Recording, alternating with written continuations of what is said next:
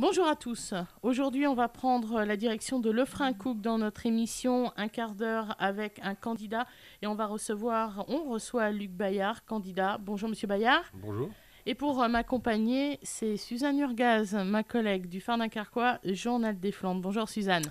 Bonjour. Alors, Monsieur Bayard, petite présentation. Vous avez 54 ans, vous êtes élu sortant, mais élu de l'opposition à Lefrancouc.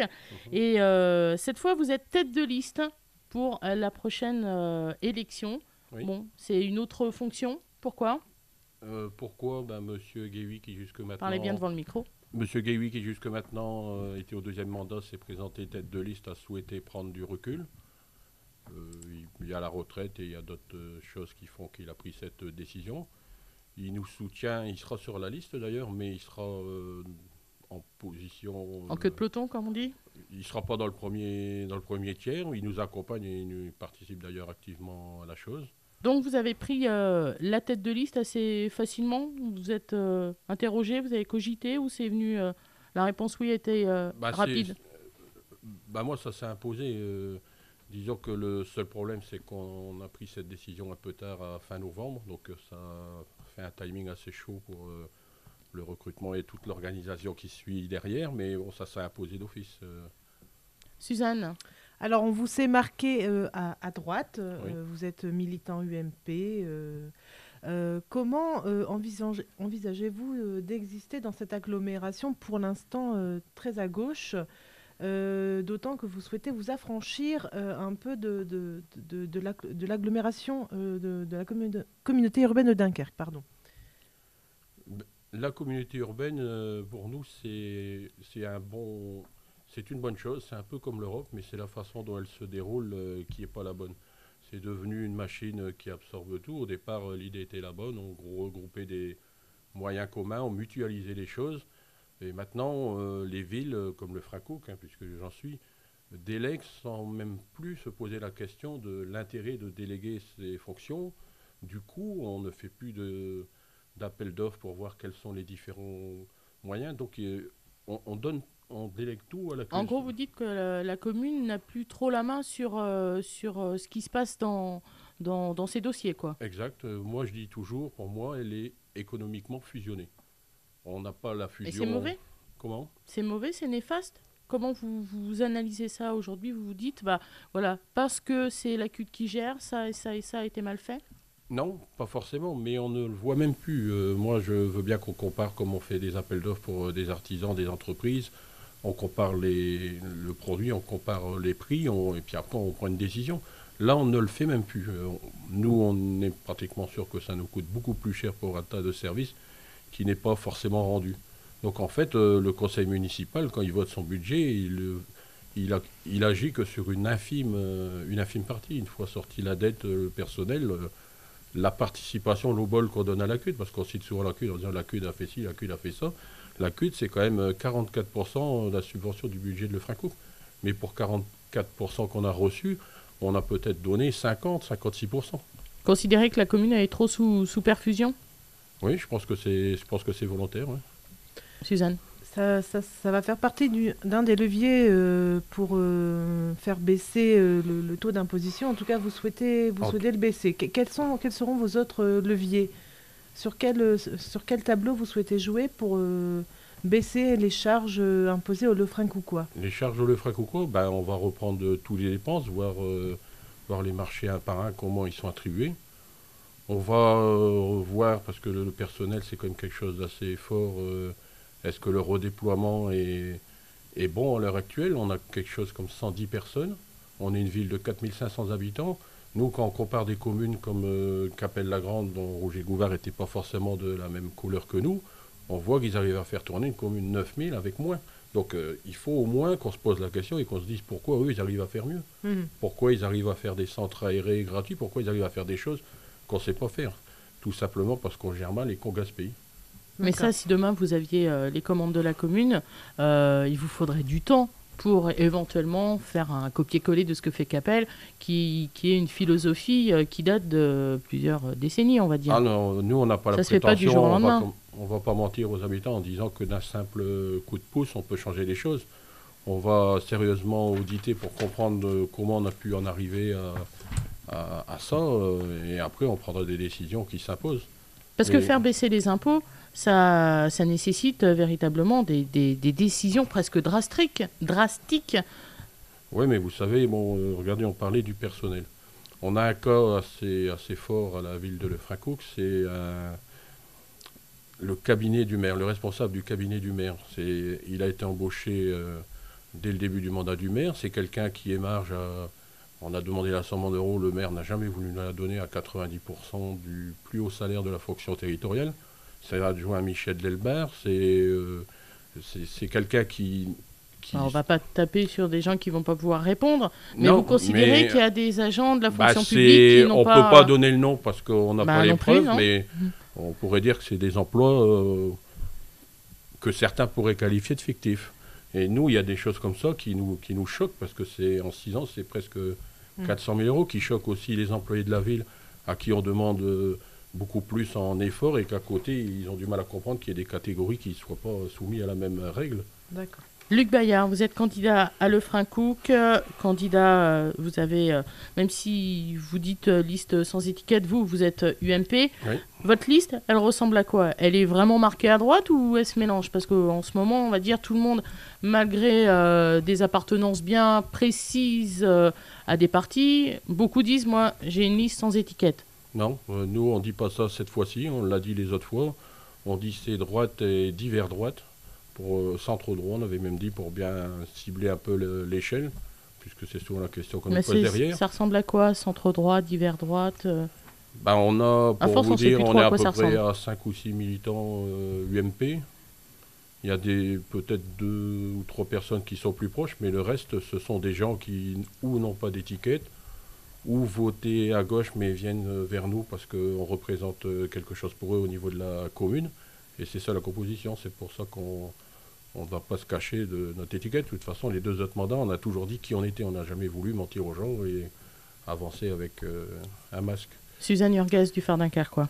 Dans les grandes lignes de votre programme, vous évoquez les personnes âgées. Donc vous souhaitez vraiment mettre quelque chose en place pour ces personnes âgées.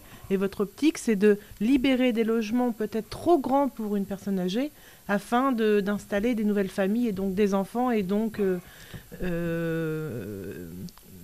essayer d'apporter des nouvelles têtes dans les écoles et donc préserver des classes. Là, vous faites référence à la loi Boutin. On a parlé du sujet, mais on n'a pas été jusqu'à cette limite parce que le problème de la loi Boutin, il était là pour compenser des logements qui n'existent pas. Et c'est vrai qu'à côté de ça, il y a un problème. On voit des quartiers comme où je suis, les Dunes. La population vieillit comme partout, c'est des grands logements, il y a une personne. On ne peut même pas de toute façon leur proposer à l'heure actuelle une éventualité de relogement ailleurs parce qu'il n'y en a pas. Voilà. Enfin, comment on fait pour les gens ne déloger partiront peut-être pas forcément parce qu'on comprend une personne âgée qui a toujours vécu là, elle perd facilement tous ses repères, mais on n'est même pas en état de leur proposer autre chose. Donc ça serait un axe de travail pour votre équipe si jamais vous êtes le logement, oui, parce que le logement, ça a fait découler un tas de problèmes. En 13 ans, on n'a pas fait du logement dit social. Et le problème, on le voit maintenant avec les écoles. Quand on a du logement social ou qu'on a des jeunes familles, à partir de 6 ans, c'est 10 ans, vous avez les enfants dans les écoles, vous occupez la maternelle, vous occupez les primaires. Donc Mais vous dites, on ne saurait pas aujourd'hui comment trouver du logement, quoi proposer. Demain, comment vous faites? Vous faites construire où? Vous créez du logement où? Il y a des zones qui ont été explorées et que ça n'est resté qu'à l'état de projet. Pour des questions internes, il y avait la zone du terrain de football qui est constructible, qui aurait permis d'aménager une liaison entre le quartier plage et le quartier Dunes. Restait le problème du déplacement du stade qui à un moment avait été envisagé dans la zone maraîchère derrière la ferme. Donc vous rasez le terrain de foot Il faut qu'on se pose avant la question du déplacement parce que le football c'est quelque chose qui marche bien à Lefrancouc. C'est 200 adhérents, c'est des jeunes. On ne peut pas remplacer un problème et en créer un autre sans se soucier de ça. Donc pour le logement, la difficulté, c'est de trouver, on va dire comme chez tout le monde, de l'espace. Oui, et puis surtout de faire des choix. Et de faire des choix. Les choix qui ont été faits jusque maintenant, c'est 2 immeubles de haut standing. C'est bon, c'est pas mauvais parce que c'est un brassage de population, mais c'était pas les priorités à faire sur le Franco. Dans ces immeubles-là, vous ne trouvez pas des familles avec des enfants. On Il a nous perdu 400 personnes quand même en 6 ans, 7 ans, c'est 10% de la ville. C'est énorme. Luc Bayard, candidat à Lefrancouc. Il nous reste 5 minutes. Oui. Lefrancouc, vous avez le sentiment que c'est une commune qui a perdu un peu de son indépendance, qui est un peu isolée, qui est sous la mainmise de tout le monde. Comment elle peut demain reprendre sa place sur la scène de l'agglomération selon vous? En la défendant à la hauteur de ce qu'elle mérite. Mais on la défend où? Au niveau de la queue, c'est déjà reprendre au niveau de la queue une indépendance, reprendre avec d'autres, parce qu'on voit dans d'autres communes des problèmes qui sont similaires. Nous, ça nous inquiète grandement qu'on délègue comme ça à la CUD. Et avec, on est absorbé économiquement, on est fusionné économiquement, mais on pense que pour le prochain mandat, parce que c'est quand même assez flagrant entre les contacts qu'on a sur Dunkerque et le Franco, qu'au prochain mandat, on demandera la fusion. De toute façon, économiquement, actuellement, c'est fait. On n'a plus les moyens de se passer de la CUD avec le budget qu'on a. Suzanne, quels seront les grands projets que vous pourriez mettre en place à la Lefrancouc si vous êtes élu? Les grands projets, moi, on avait évoqué une maison de retraite, par exemple. Oui, voilà. Une maison de retraite, ça permettrait à la fois de ramener des personnes âgées, ça permettrait de ramener de l'emploi, ça permettrait de ramener de la taxe pour la ville, ça permettrait de ramener de la vie pour cette partie de population. Après, on se penchera sur les jeunes, parce que les jeunes, on en a de moins en moins et ils quittent la commune, parce que bon, il y a l'emploi qui joue, mais actuellement, même ceux qui voudraient s'installer, ils ne peuvent pas, il n'y a rien pour eux.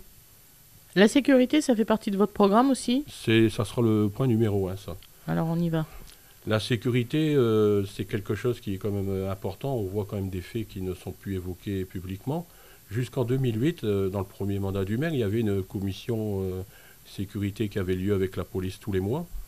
Donc on avait un commandant de police, on pouvait faire en direct état des faits, des choses. En 2008, ça s'est supprimé. On n'entend plus parler, il n'y a plus de commission, mais on sait, pour avoir les habitants, et on peut citer des cas précis, qu'il y a des cambriolages, qu'il y a des faits d'incivilité. Ça a souvent été repris dans les comités de quartier, mais on ne voit pas derrière ce qui est fait. Donc vous allez faire quoi, vous, si vous êtes élu? Nous, on va doubler déjà, c'est ce qu'on a prévu, la police municipale actuelle. On va bien redéfinir leurs fonctions pour qu'ils soient affectés à la sécurité et pas à des tâches comme le courrier ou autre. On envisage aussi la vidéosurveillance dans certains quartiers et on le finance en faisant des économies sur, exemple, ce fameux salaire qu'on ne comprend pas la justification. On ne fait pas une dépense nouvelle, on va économiser pour financer ces choses-là. Il reste 2 minutes. Suzanne, une dernière question. La campagne est lancée. Oui. On ne peut pas dire qu'elle soit très, très animée à Lefrancouc. Pour l'instant, c'est plutôt calme. Oui. Bon, à un mois des échéances, vous avez hâte que ça démarre, que ça démarre en tout cas, que le débat s'ouvre plus ouvertement entre les candidats. Vous êtes prêt à répondre à M.